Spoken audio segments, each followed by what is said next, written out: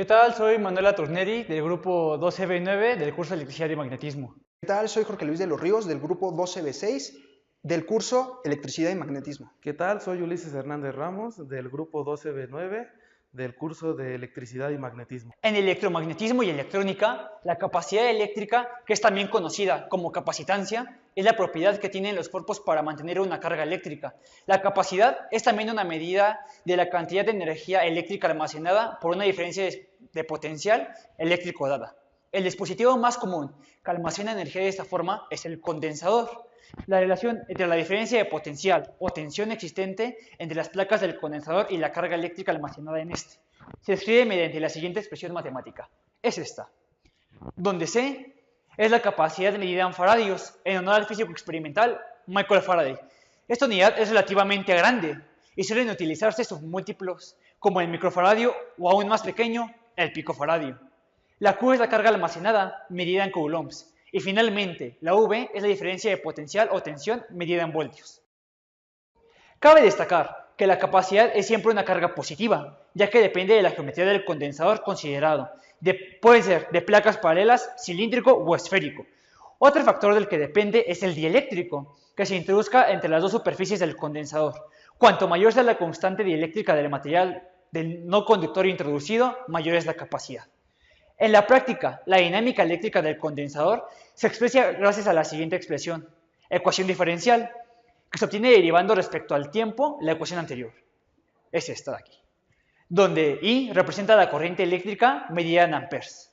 En esta otra ecuación, donde C es la capacidad en faradios, A es el área de las placas en metros cuadrados, epsilon es la permitividad y finalmente D es la separación entre las placas en metros. La energía almacenada en un condensador medida en joules es igual al trabajo realizado para cargarlo.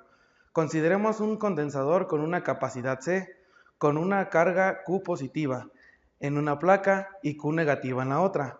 Para mover una pequeña cantidad de carga dQ desde una placa hacia la otra, en sentido contrario a la diferencia de potencial, se debe realizar un trabajo dW, donde la fórmula es esta. Donde W es el trabajo realizado medido en joules, Q es la carga medida en coulombs, C es la capacidad medida en faradios. Es decir, para cargar un condensador hay que realizar un trabajo y parte de ese trabajo queda almacenado en forma de energía potencial electroestática. Se debe calcular la energía almacenada en un condensador integrado. Esta ecuación. Si se comienza un condensador descargado Q igual a 0 y se mueven cargas desde una de las placas hacia la otra hasta que se adquiera cargas Q positivas y Q negativas, respectivamente se debe realizar un trabajo W, donde la fórmula es esta.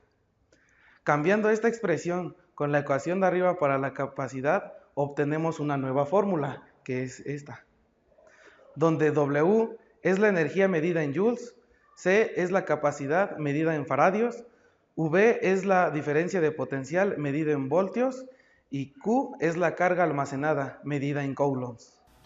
Una vez expuesto el marco teórico de lo que es la capacitancia, yo les voy a explicar las propiedades principales que contiene un capacitor. Este capacitor es un dispositivo pasivo como lo son las bobinas o también los resistores.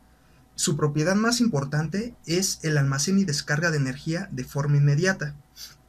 También se componen de dos placas metálicas, las cuales se llaman armaduras. Estas están separadas mediante un aislante que puede ser aire, mica, cerámica o papel, o también cualquier tipo de material que cumpla con la función de ser aislante. Para nuestro experimento utilizamos el software de emulación Proteus, en el cual colocamos dos circuitos. El primero consta de una batería de 12 volts, un botón, la primera resistencia de 220 ohms, la segunda también de 220 ohms, un LED rojo y un capacitor de 10.000 microfaradios. En el segundo circuito le pusimos la misma fuente de 12 volts, el mismo botón, la misma resistencia y también colocamos el mismo LED.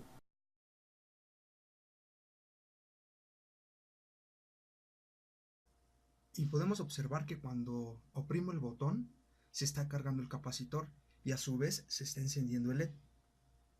Dejamos un momento que se cargue y a la hora de dejar de presionar el botón, el capacitor se mantiene cargado y se está descargando hacia LED, lo que le permite estar encendido por un instante más.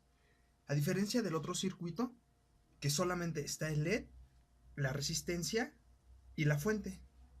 En este momento voy a presionar e igual que en el anterior circuito, este también se prende, pero a la hora de no presionarlo, se apaga automáticamente.